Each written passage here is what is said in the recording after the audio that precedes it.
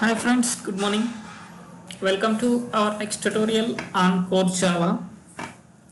Today we will concentrate on string in Java. What is string? How this string can be handled in Java, that we will see in detail in this tutorial. So string is a predefined class. This is also one of the class, but it's a predefined class. Predefined means it's already existed in our Java. So which can be used to store group of characters. So this we can use to store group of characters. We use that for group of characters. So how this can be stored data, that we will see here this. So to store group of characters, we need to create an object of string class. So if you want to store the data, we need to create an object of string class. Though the string class object can be created in two ways. This we can create in two ways. How? That is, first one is the string object can be created by using new operator. So by using new operator, that is string something str equal to new string. A string, here we'll write, what we will write, hello. So this is the first way of creating a string. So this is the first way of creating a string. So this is next how we can create in a second way. The second way is the string class object can be created by specifying a group of characters enclosed directly in pair of double quotes, like how it is string, same I'm defining as str equal to hello. Directly you can write like this. Either you can write in a first way or you can write in a second way. So these two ways we can create a string. So the string objects created by both the mechanisms are called as immutable object. So in both ways how we are creating that, we can call as immutable object. Immutable object. So which means once the string object is created, we cannot modify the content of the object. Means once the string object is created, we cannot modify the content of that string. So that is the immutable object. Immutable object is nothing but once the string object is created, that we cannot change or modify. That we can say as immutable object. Then the next small concept here we'll see here, that is difference between two mechanisms to create a string objects. So what is the difference between this way and second way? How we are creating this, like in two ways we are creating now. For that, what is the difference? We'll see this.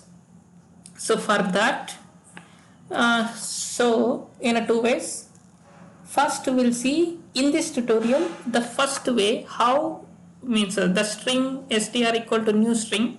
This way, if I am creating in this way, what happens we'll see in this tutorial. In our next tutorial we'll see in a second way how it will be created, that we can discuss in detail of this.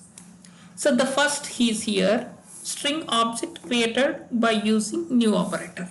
So by using new operator, how we are creating using by new operator? See here, first of all, in this there are total 3 levels as there. First is the location. So what is location?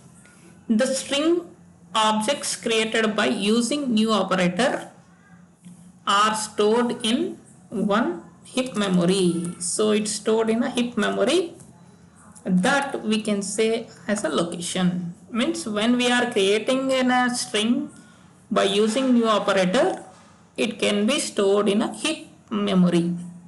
So that is this we can say that is heap memory. So that we can say heap memory. Then second is allocation. Second step is the allocation. What is allocation? If the string object are stored in a heap memory, then it will never verify whether the heap memory contains objects with the same content or not. It will always create a new object and store the content. Means once the data is stored in a heap memory, it never verify whether the heap memory contains the objects of the content is same or not. It will be always created as a new operator. So then how we created this? Just I am defining here string s1 equal to new string. Here I am saying this hi. Sorry, here it's within a quotes hi.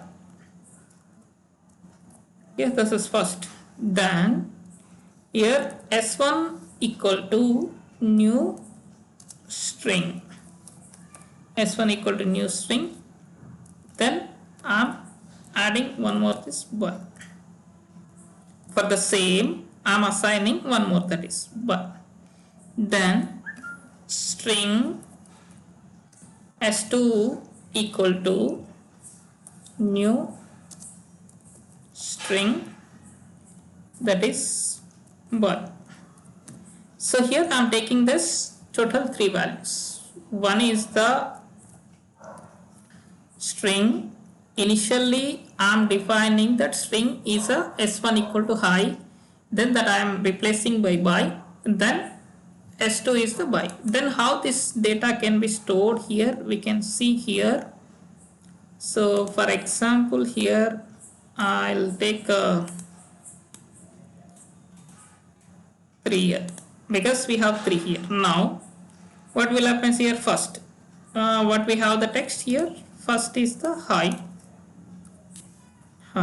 second is the by, and third is also by, like this. Then here is the object s1, here is the object s1. So what happens? Initially this is stored here like this, here it is, because while declaring itself we assigned data to this.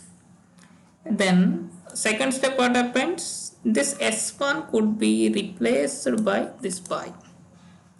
Then here somewhere s2, that s2 directly stored as this. So then what is the difference between this here?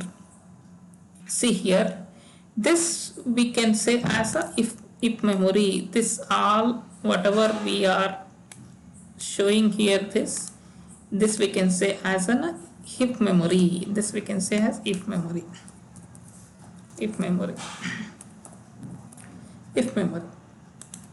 Like this, it is the data is storing like this. And whatever here initially the data is assigning to this, that we can say as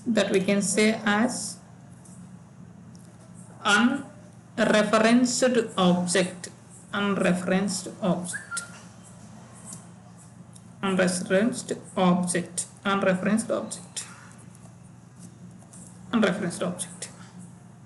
So this whatever the data initially we are assigning, that we can say as an unreferenced object. So what is unreferenced object? If an object does not have any live reference, that is if no reference variable is to referring to the object, then the object should be called as unreferenced. So for this there is no proper reference, then we can say as unreferenced value. This is an unreferenced value. So unreferenced value is nothing but if an object does not have any live reference, that is if no reference variable is referring to the object, then the object should be called as unreferenced object. That is this. And the next last step is here. Third step of this is here deallocation. So third step is the deallocation. What is deallocation?